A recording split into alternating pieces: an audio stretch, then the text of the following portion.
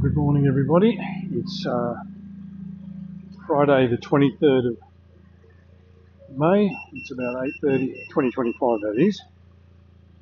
It's about 8:30 in the morning. I've just finished my run and I'm on my way home. And I'm going to talk to you about some motorcycling safety issues. I saw a post in the Tasmanian police. I'm in Launceston in Tasmania for those who don't know.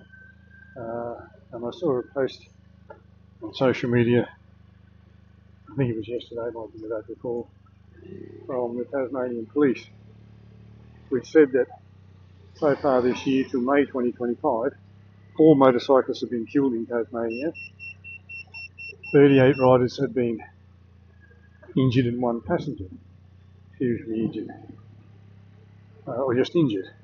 Now, they were pretty alarming figures for the police, and they were pretty alarming figures, I guess, ought to be for anybody else, because those 4 motorcyclists that are dead, they're somebody's husband, brother, son.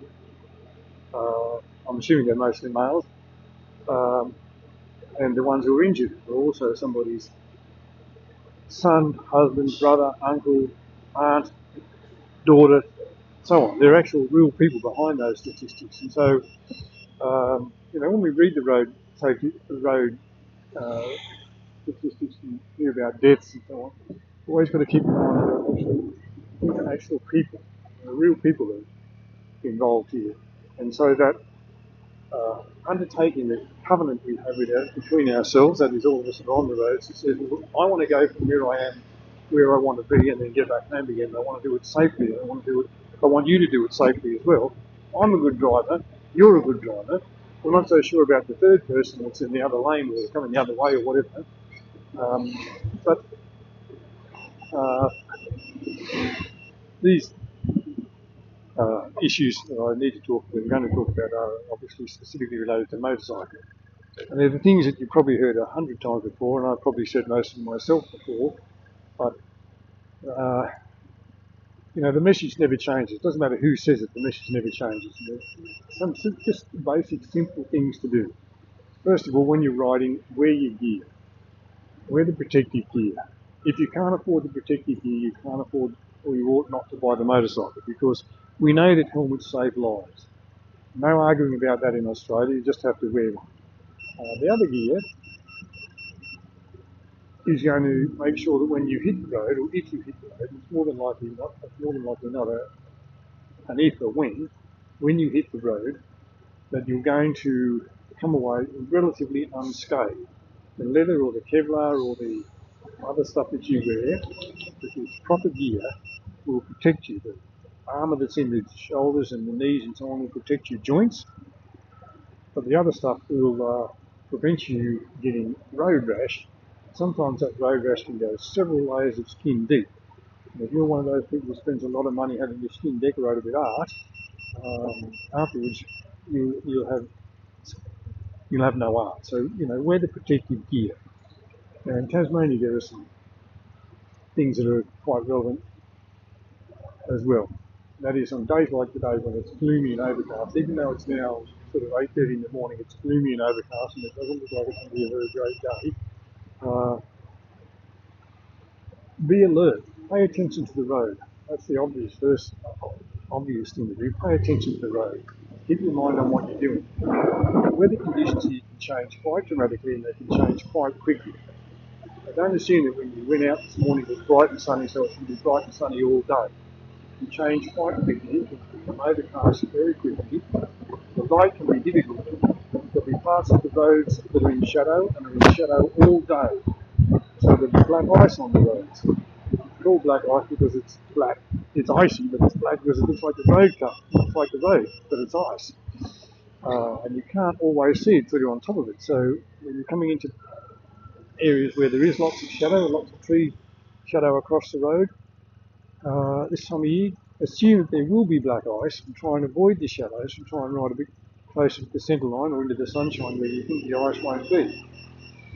You're on roads that you're not familiar with, then ride with a little bit more caution. The twisters here, Tasmania has some of the best motorcycle roads in Australia, if not in the world, And there are lots of lovely twisties and bends to enjoy as a rider, but they also can be somewhat treacherous. You're likely to find gravel on the edges of those roads and on the shoulders of those roads. Um, and so pick your line very carefully, adjust your speed accordingly. Pay attention to those signs that tell you, the speed advisory signs that suggest to you how fast to take your curve. You can be overconfident and say to yourself, I know what I'm doing, I can go take this curve at this speed, but the advisory sign is being put there for a reason. And that is to say to you, this is the speed that we recommend you take this road at.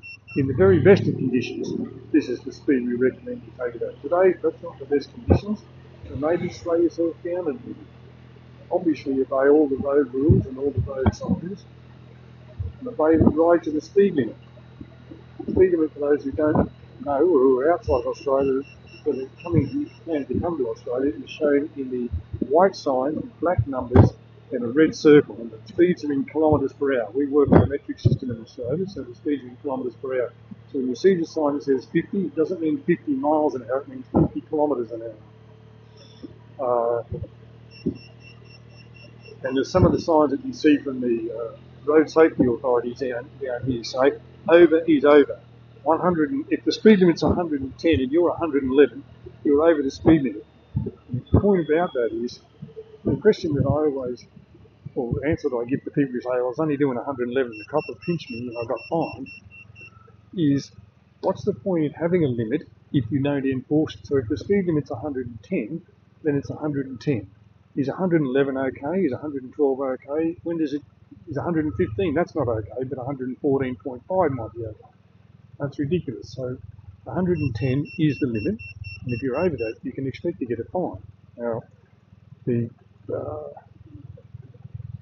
radar guns and things like that police use have a calibration error of plus or minus 10% anyway, so they do give you some benefit of the doubt. We're not talking so much about that as about safety issues involved with motorcycles. So, obey the speed limit, obey all the other road signs.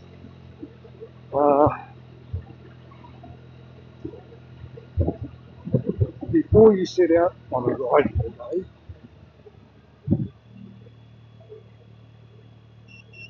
if it's not your custom at the moment to do so, then perhaps check the weather forecast and see what it's going to be like today, or what they're predicting the weather will be like in the period that you're going to. Maybe you need to carry some extra clothing. You might start out with a light jacket that is good road gear. They may get colder, and so you might need an extra jacket. It's a possibility of rain. It's the Danish people who have the expression that there is no such thing as bad weather, only the wrong clothing. And so that might apply here in Tasmania, especially in this time of the year. That it's not bad weather, it's just you chose the wrong things to wear. So if you're going out motorcycling, it's not wet weather gear, carry it. You might think, well, I don't need it at the moment, it's bright and sunny, but no, it's not going to change during the day and you'll end up wet because every motorcyclist will know nothing worse than riding when you're wet.